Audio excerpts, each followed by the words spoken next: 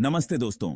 आज हम आपको एक ऐसे गांव की कहानी सुनाने जा रहे हैं जो बरसों से एक रहस्य बना हुआ है। एक ऐसा गांव जिसे लोग भुतहा भी कहते हैं। राजस्थान के रेगिस्तान में जैसलमेर के पास है ये विलेज कुलधरा।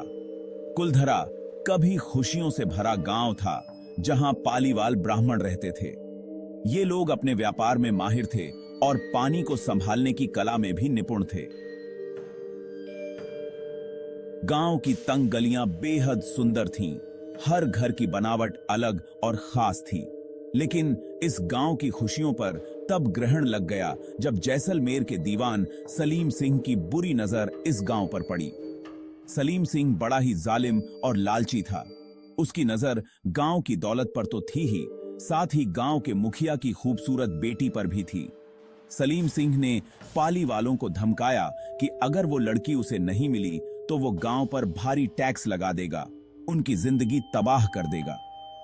पाली वालों के लिए यह बड़ी मुश्किल थी, लेकिन उन्होंने अपने सम्मान और उसूलों को सबसे ऊपर रखा।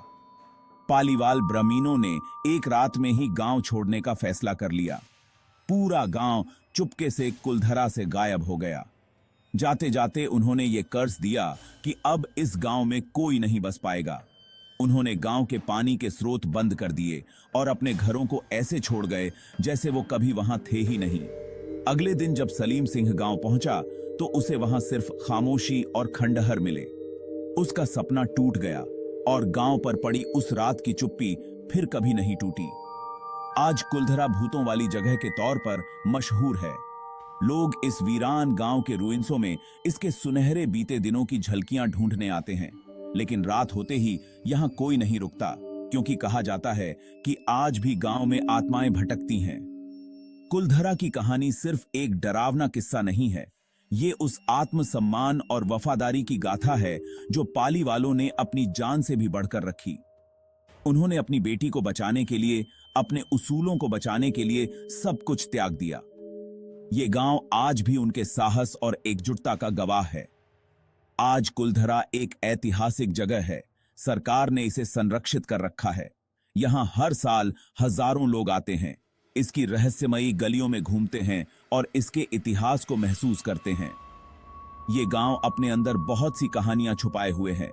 शायद कुछ को कोई कभी नहीं समझ पाएगा, लेकिन इतना तो तय है कि कुलधरा का ये रहस्य आज भी लोगों को अपनी ओर खींचता है और ये गांव आने वाले वक्त में भी इसी तरह अपने बीते दिनों के साथ खड़ा रहेगा।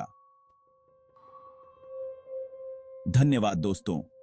अगर आपको ये कहानी अच्छी लगी हो तो लाइक और सब्सक्राइब जरूर करें। मिलते हैं अगली वीडियो में एक और दिलचस्प कहानी के साथ। तब तक के लिए नमस्ते।